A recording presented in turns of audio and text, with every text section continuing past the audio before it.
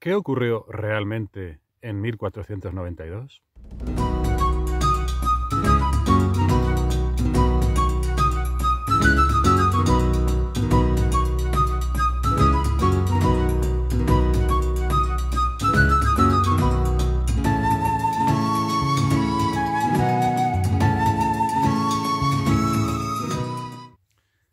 Bienvenidos al segundo capítulo de Alter Historia, el canal de historia alternativa.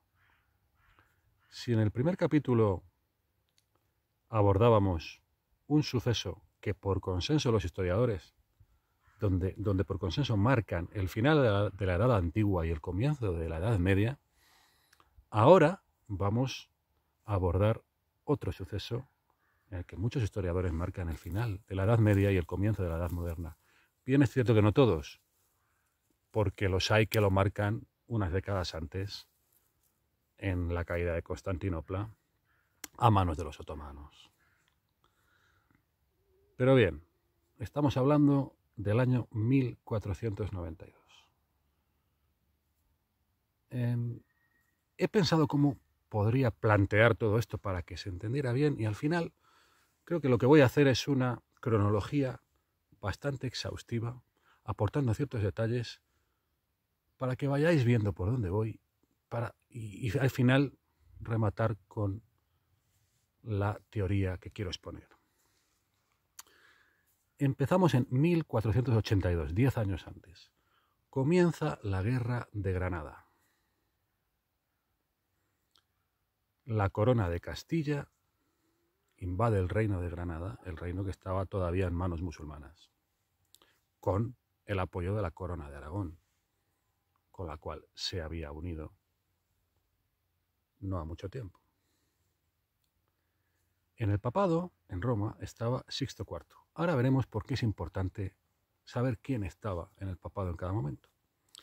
2 años después, en 1484, llega al papado Inocencio VIII,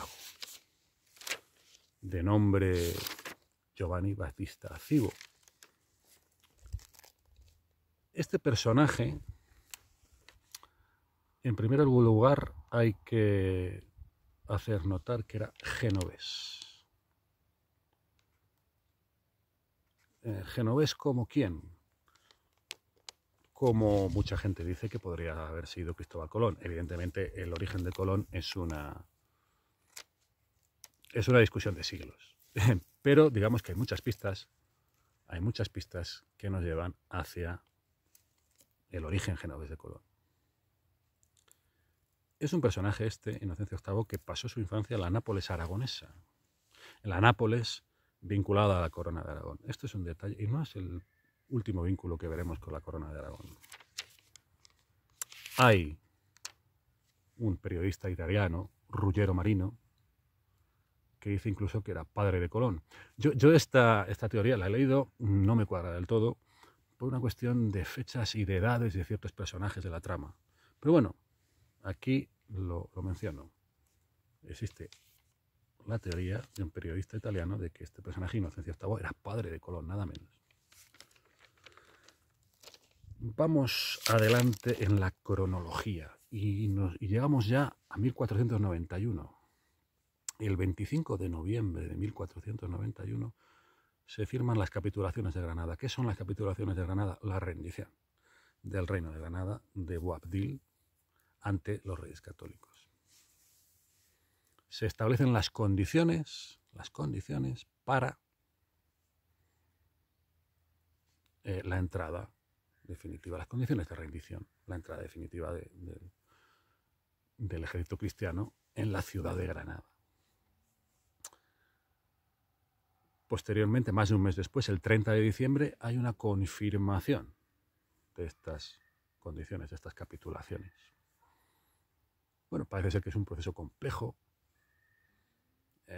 toda esta negociación, pero no deja de llamar la atención que, habiendo más o menos pactado las condiciones, es decir, no fue una toma al asalto, a ver si nos entendemos, esto fue una negociación después de 9 años de guerra, en la que se van acordando las condiciones por las cuales Boabdil y su corte va a salir de Granada y los reyes católicos van a entrar. Esta entrada se produce ya en 1492, el 2 de enero. Y yo aquí quiero anotar esta cuestión, es decir, más de un mes después de la firma de las capitulaciones.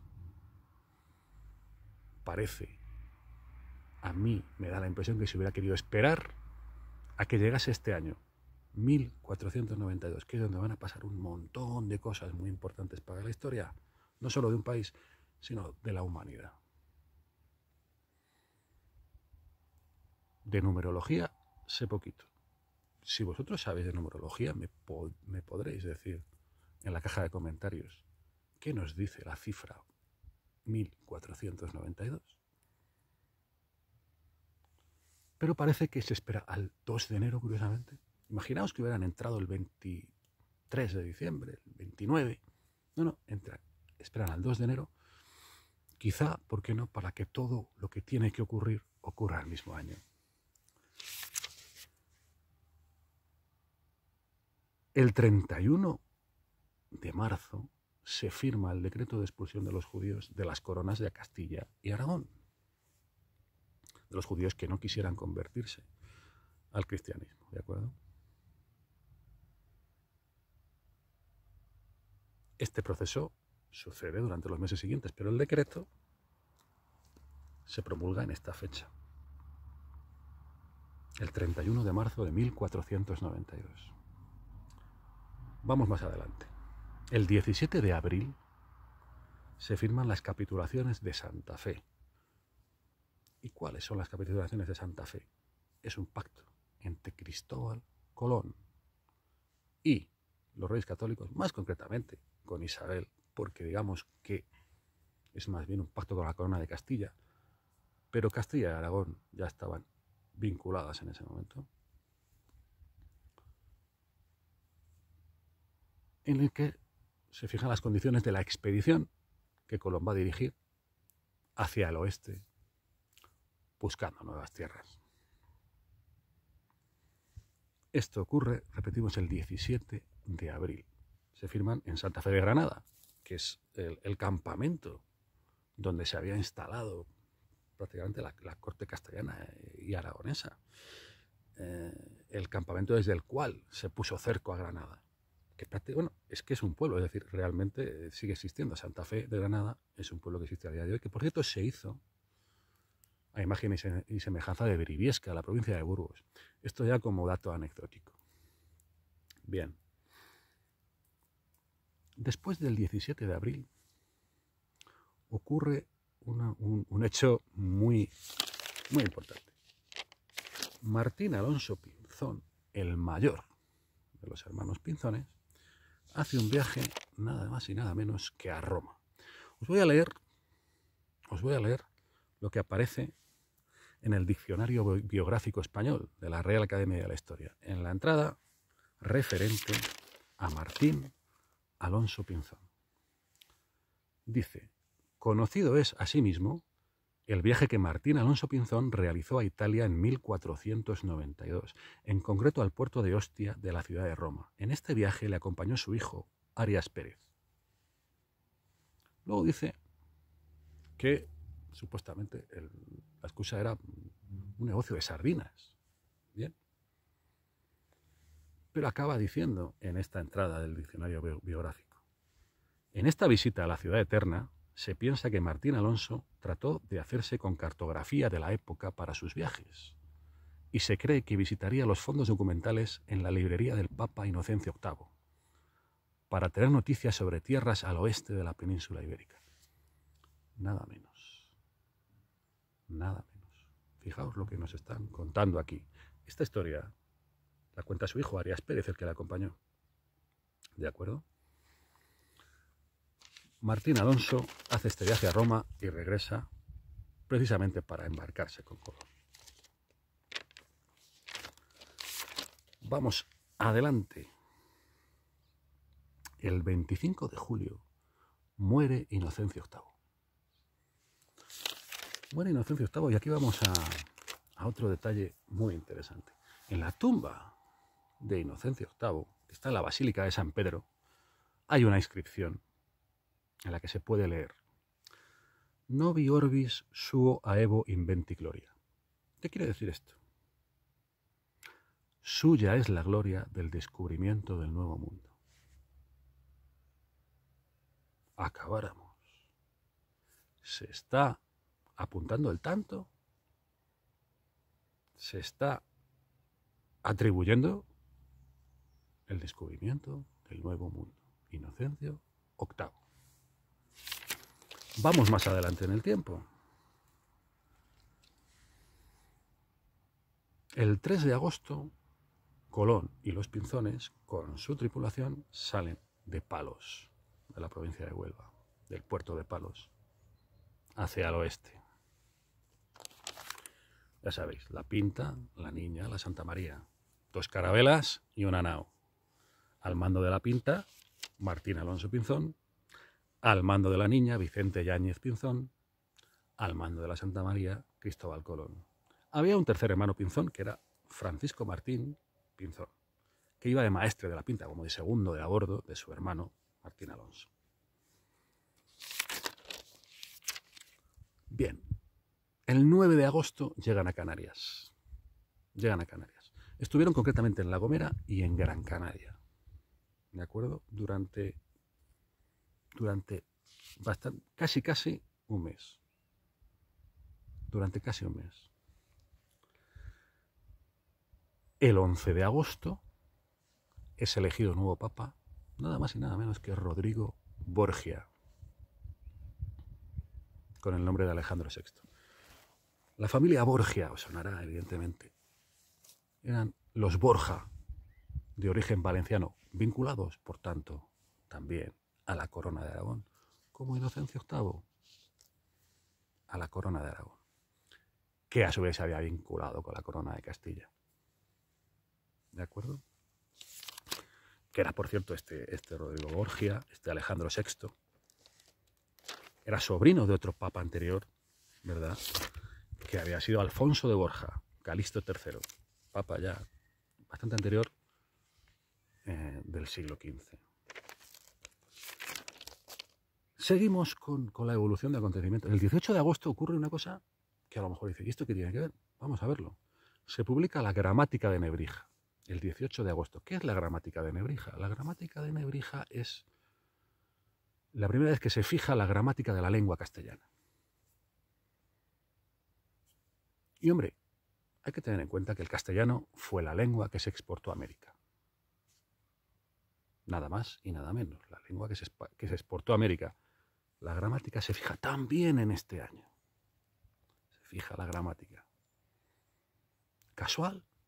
Seguimos adelante. El 6 de septiembre, las 2 carabelas y la nao salen de Canarias de nuevo rumbo oeste. Y finalmente, el 12 de octubre, llegan a Guanajaní, que por cierto, sigue sin saberse claramente qué isla del Caribe era esta de Guanajaní, que esto puede ser el tema de otro capítulo, si queréis, si os interesa. Decídmelo en la caja de comentarios.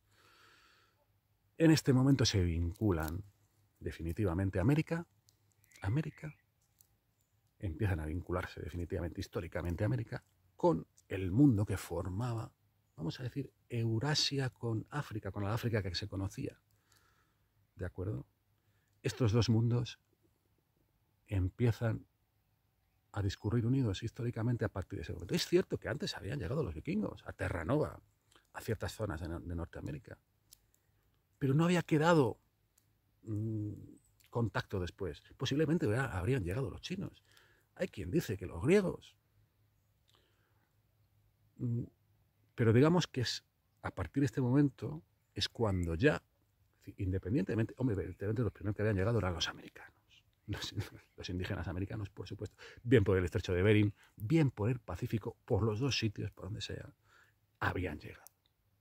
Eso es, desde luego, los primeros. Y luego podría haber llegado ocasionalmente quien fuera, pero cuando se vincula América con el mundo que ya estaba vinculado desde siglos antes, Eurasia y buena parte de África, es a partir de entonces. Después quedaría Australia, por ejemplo, pero eso es otra historia. Este momento es el que se marca, para muchos historiadores, con bastante razón, como comienzo de la Edad Moderna. Bien, con todos estos datos, ¿a dónde creéis que quiero llegar? Quizá algunos de vosotros ya hayáis intuido, es decir, vamos a ver, este Papa Inocencio VIII, que por cierto es el que le otorga el nombre de Reyes Católicos a Isabel y Fernando,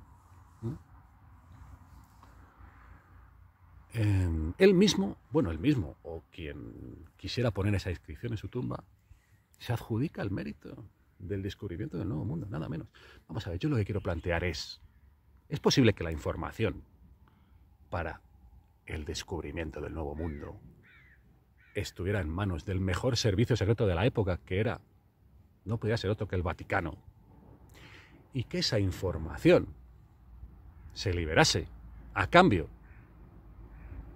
de una serie de cuestiones como era: 1. Finalizar la Reconquista. Más de 800, casi 800 años de proceso de recuperar las tierras que se habían perdido en la invasión musulmana del 711. No fueron casi 8 siglos de la misma intensidad guerrera, ni de la misma intensidad en lo que fue el movimiento de fronteras entre cristianos y musulmanes, por supuesto. No fue, pero evidentemente el proceso que se ha venido a llamar Reconquista acaba ahí. Y además, la expulsión de los judíos ese mismo año es como una especie de limpieza religiosa. Para que yo, Vaticano, libere la información que va a hacer posible que tú descubras, conquistes y colonices nuevas tierras, vas a tener que hacer una serie de cosas como es limpiar tus reinos, la península ibérica, de musulmanes y de judíos. ¿Esto es una condición que pudo poner el Vaticano en su momento? Pues perfectamente posible, perfectamente posible. Es que cuadra. ¿Por qué ocurren tantas cosas con tan pocos meses de margen entre unas y otras? Es esto lo que yo me pregunto. Hasta lo de la gramática. Perdonadme, pero a mí también me llama la atención. No sé qué pensáis. Espero haberlo explicado bien, espero que se haya entendido cuál es el sentido que quiero darle a esta historia. Y nada, comentadme en la caja de comentarios, suscribíos si os apetece, darle al me gusta, darle a la campanita, ya sabéis cómo funciona esto. Y nada más, creo que está todo. Espero no haberme dejado nada en el tintero, que a veces ocurre, y si no, pues ya lo editaré después. Y bueno, pues hasta la semana que viene, en la cual el tema será el enigma del 17. ¿Y qué es el enigma del 17? Me diréis.